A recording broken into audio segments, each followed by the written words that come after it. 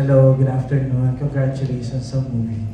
Since itong love mo ay expected na magtatackle about yung mga pinagdadaanan ng mga ngo, na isang katulad ni Ngo. So, yung question ko ay para kina Tata at saka kay Jack. Kasi, sure ako na may hindi kayong malilimutan, pwede nyo ma-share sa amin na experience na parang na-discriminate kayo or hindi magandang experience dahil isa kayong mo. May pwede po ba kayo ma-share na story? Ano po, yung nagustuhan ko po yung at nagustuhan ko ito sa pinaka-last part po ng set namin. Yung inagulukan ko si Ngo na gina-aspect sa talagang nasaktan po talaga sa nun. Kaya sabi ko, pin ko po yun. Doon po ako na disappointment, siyempre, nadas po namin talaga. Yun po. Ang hinahanap mo yung negative, no? Negative. Personal experience, hindi mo makalimutan. Sabi ko na kanina yun.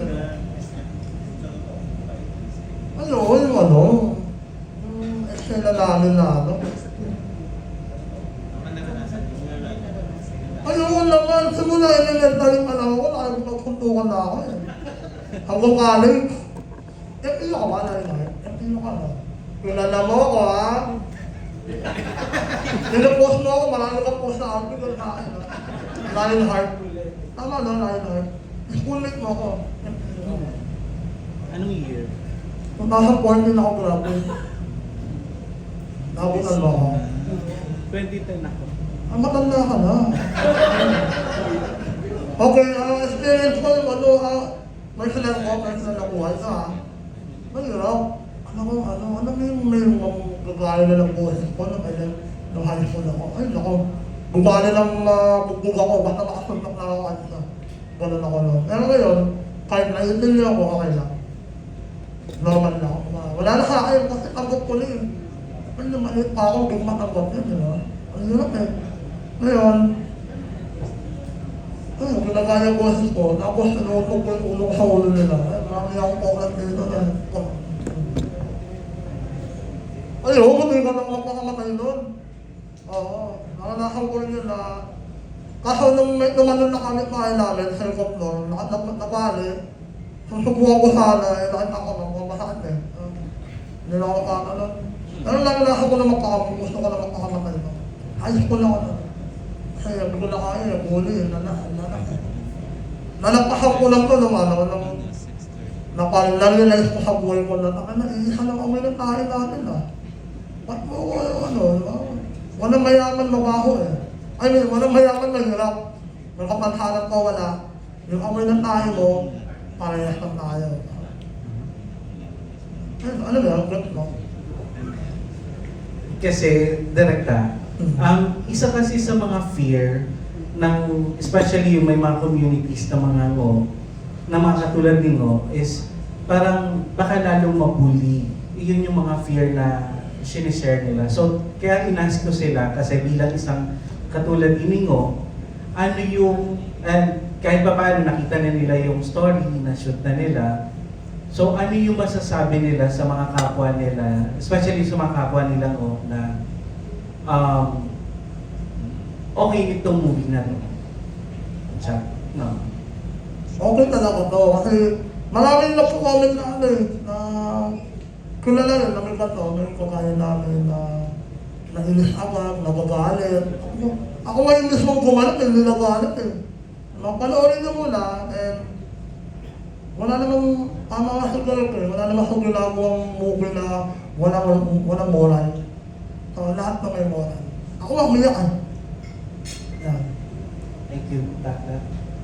Dapat kasi, maakulam namin na may kamansanan na maging tanggap na lang sana, no? Kasi wala na kayo magagawa, ang ganda yun eh, ganun talaga, di ba? Pag pag yung sinabi na maapektuhan pa, kano ka, di ba? Dapat tanggapin talaga. Dapat sa lipunan muna, yung muna sa lipunan, tanggap dapat kami, yung kung sana. Yung ano pa mo ba? Nakamdaman ko. Ano pa? Yung mga kabaya ko, payo ba?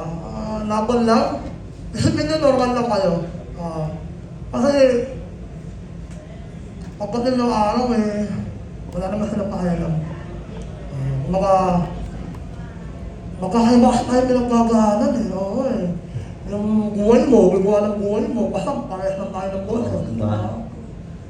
Ako kasi mayaman ko Ako, medyo Meron akong mayaman Wala payo ko lang, laban lang sa buhay, tuloy lang. Tapos, yung movie, panoorin nyo. Sabi ko sa inyo, lahat ng ginagawa ng Garantano ng Memoran. Wala. Basta, panoorin na lang. Alright? Thank you. Direct that, may additional ka. Yun, wala naman ang daldal nila, di ba? So, ano ko na lang, yun, sa kanila mismo galing. No? Hindi, ano naman to Of course, fear is just but normal and natural na may concern. Kapag nakita nila, hindi lang naman ito Like, for example, movies with color, movies with, certain political issues, and eto, may society judgment. Kailangan lang harapin. Kailangan nilang bigyan ng chance.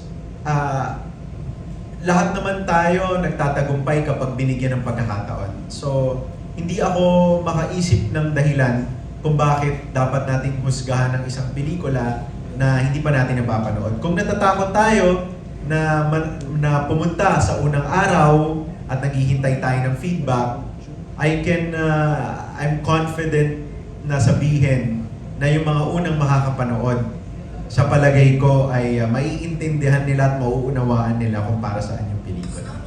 Yun lang po. Thank you. Congratulations.